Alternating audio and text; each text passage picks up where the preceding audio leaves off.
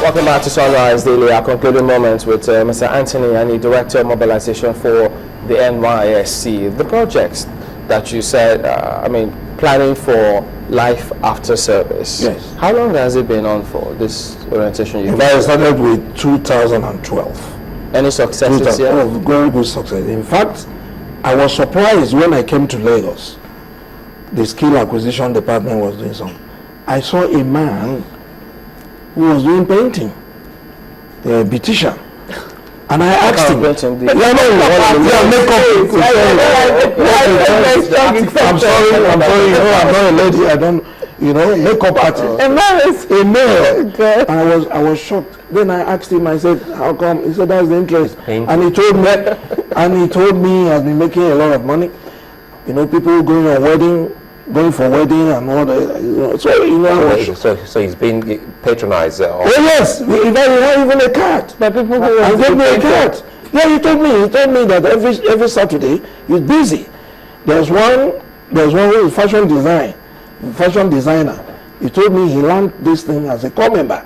So we could see it. This thing usually takes how long? 2 weeks? Orientation is for 3 weeks. Yeah, for the 3 weeks. Yeah. Then after that, after the orientation, they continue after the camp. Are you getting it?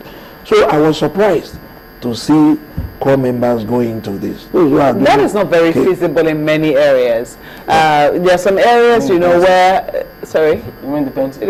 Yeah, the painting and whatever. It's not very It's not very visible. feasible in certain areas. There are some local governments that are far-flung from, say, the capital, for instance. And even some local governments that, it's so big, the core members are so widely distributed that for them to even meet once a month, it can be sometimes a challenge because of the distances that they have to cover. So how do you intend, doing this process? We take the interest of the core members, the interest they've shown in these skills, into consideration as we post them. Because those who take them on, on the hands-on training, where their locations, so we try to post them in those areas. Do you think that could also affect or influence, core members showing interest? Because some people will say, oh, if I show interest in this, they might just post me to this area, and as such, they begin to show. No. It has no correlation. It has no correlation. There are some that are not interested. Okay. Let's take a few questions from people who are watching before we wrap up. I see Oladimeji asking, well, some of them want to know, when is the batch B posted? The batch B will commence after we have cleared this batch A. This when we have finished the batch A, we start the process. We are anticipating that by November, the batch B will come in, all things being equal. Well, these are young people that I've been very interested on over the weekend and Saturday, getting to watch the announcement by the town crier of the Duchess and the Duke of Cambridge. And I started asking a big question about culture and how much of it we have lost and how much we can instill in these young ones. For the orientation, for the service, for the scheme, do you have anything like cultural activities, reenacting some of our good cultures so that we can really keep them for posterity? Yes. In some camps, instead of the long trek, endurance trek you have cultural day, where all our cultures, different kinds of our culture are displayed.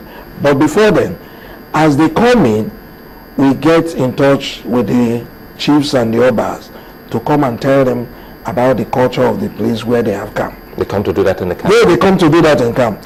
Traditional lecture. They come to give that lecture, and they will now understand the culture of the people they have come to serve.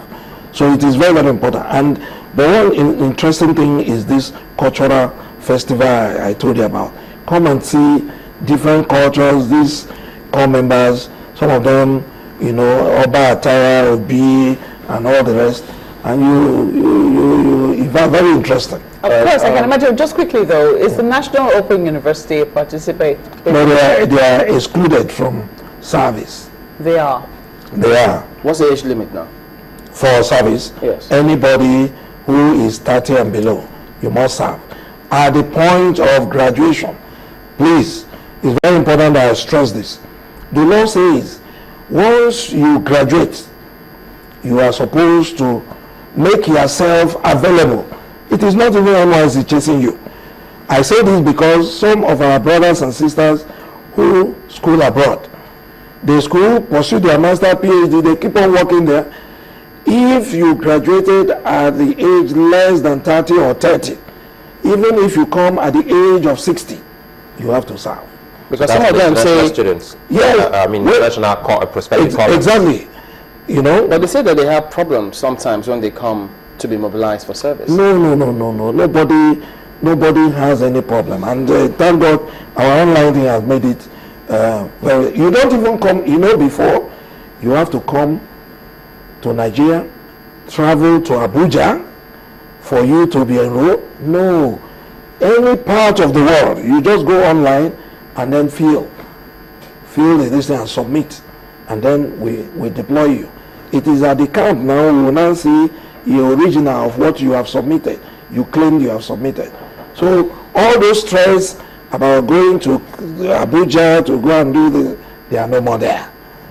Yeah. So I see a comment here who says that NYSC officials collect money from core members for them to be awarded with merit certificates. You heard about that? No, the person is wrong, because let me tell you the process. The process is this: at the state level, they gather what people have done. They submit this thing to the state governing board.